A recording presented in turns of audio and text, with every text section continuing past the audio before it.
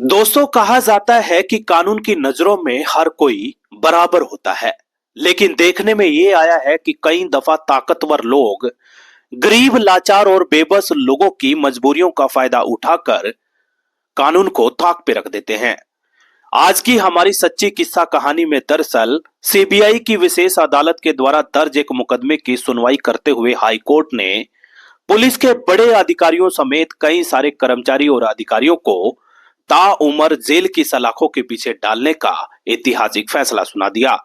High court के इस फैसले के बाद लोगों के बीच में सरगर्मियां तेज हो चुकी हैं और ज्यादातर लोगों का यह कहना है कि वाकई में कानून की नजरों में हर कोई बराबर होता है। कानून की नजरों में ना कोई छोटा होता है, ना कोई बड़ा होता है, ना कोई गरीब होता है, ना कोई अमीर होता है। दोस्तों, जुड़े रहिएगा पूरी किस्सा कहानी के अंत तक। नए हैं तो सब्सक्राइब कर लें, पुराने साथी हैं तो लगातार हर एक व्यक्ति तक इस सच्ची किस्सा कहानी को पहुंचाने में हमारी मदद करना। दोस्तों, हिमाचल प्रदेश की राजधानी शिमला और शिमला के ही अंतर्गत नजदीक में ही एक स्कूल पड़ता है। मैं बात कर रहा हूं 2017 जून महीने की। दोस्तों, उसी नजदीकी स्कूल में गुड़िया नाम की 16 साल की नौजवान और खूबसूरत लड़की पढ़ने जाया करती थी। और दोस्तों, एक दिन जब वो दोपहर को स्कूल से पढ़ने के बाद वापस अपने घर लौट रही है तो बीच रास्ते में ताक लगाकर मनचलो लोगों ने उसका रास्ता रोककर बड़े ही सनसनीखेज और खौफनाक तरीके से पहले तो उसको अगवा किया और सुनसान इलाके में ले जाकर पहले उसके साथ गंदा और घिनौना काम किया। और जब ये सब करने के बाद भी उन मनचलों का दिल और मन नहीं पसीजा तो बड़े ही बेदर्दी और बेरहम तरीके से गला घोट कर गुड़िया नाम की उस मासूम सी बच्ची को मौत की नींद सुला दिया।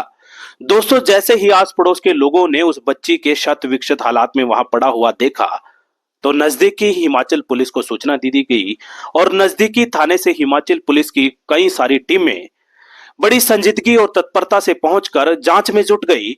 और दोस्तों, धीरे धीरे ये मामला खूब ज्यादा तूल पकड़ने लगा, क्योंकि मामला एक लड़की से जुड़ा था, वो भी नाबालिग लड़की से।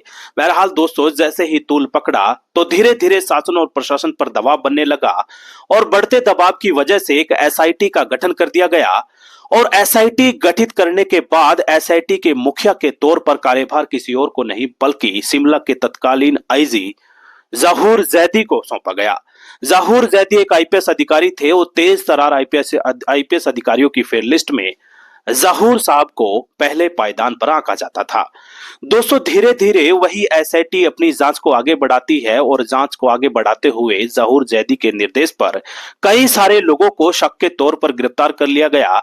गिरफ्तार किए गए एक लड़के का नाम था सूरज, जो कि नजदीक में ही रहा करता था, मूल रूप का नेपाल का रहने वाला था। और दोस्तों, पहले प्यार से और पुलिस ने जब सख्ती से अपने तरीके से पूछताछ करी तो ऐसे ऐसे खुलासे हुए जिन पर ना तो पुलिस को और ना ही तमाम लोगों को यकीन हुआ। लेकिन दोस्तों, कई सारे लोगों का यह भी आरोप था कि पुलिस ने जोर जाती करते हुए सूरज को गिरफ्तार करा, जबकि सूरज नाम का वो लड़का कहा यह जाता था कि बेकसूर है। बहरहाल दोस्तों, उसी दरमियान पुलिस ने जब सख्ती दिखाई यानी कि टॉर्चर किया तो सूरज नाम के वही कथित आरोपी की कस्टडी में ही मौत हो गई। और कस्टडी में मौत होने के बाद ये मामला खूब ज्यादा वायरल होने लगा।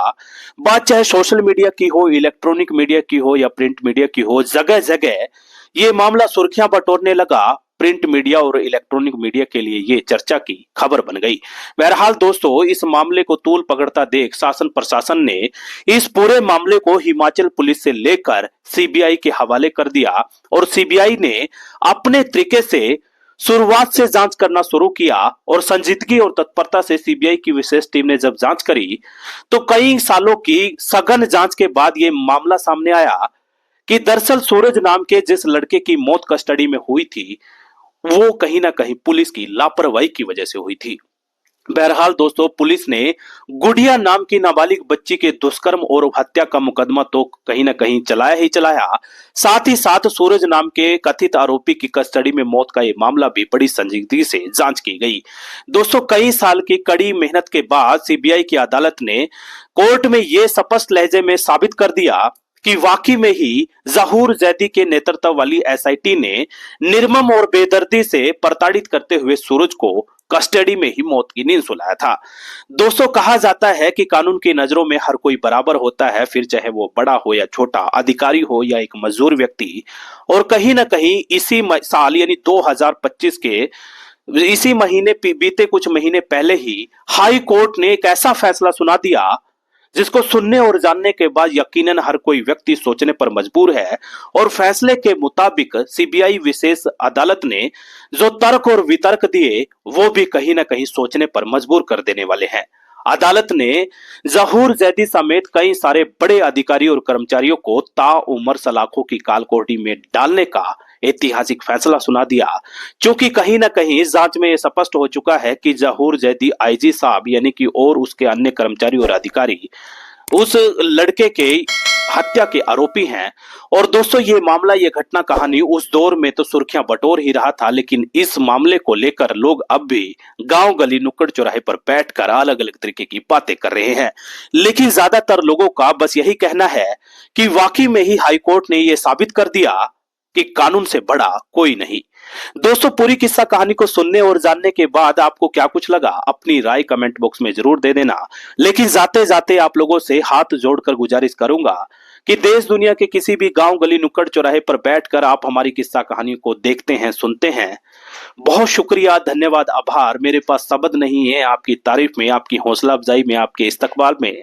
लेकिन गुजारिश करना चाहूंगा कि अलर्ट रहें, जागरूक रहें, सचेत रहें। कहीं ऐसा ना हो आप बैठे बैठाए रह जाएं और कोई इंसान रूपी मखोटा पहनकर बहरूपिया आपके ही गांव पड़ोस में बैठकर किसी बड़ी किस्सा कहानी को अंजाम देने की फिराक में हो और आपको कानो कान खबर भी नहीं लगेगी और कोई बहरूपिया आपके ही आस पड़ोस में बैठकर किसी बड़ी किस्सा कहानी को अंजाम दे जाएगा।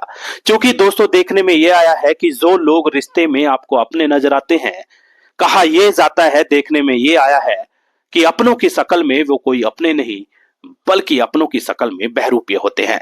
इसलिए सचेत रहें, अलर्ट रहें, क्योंकि अलर्ट, सचेत और जागरूक रहने में आपकी भलाई है। अलर्ट और जागरूक रहने में आप सबका बचाव है।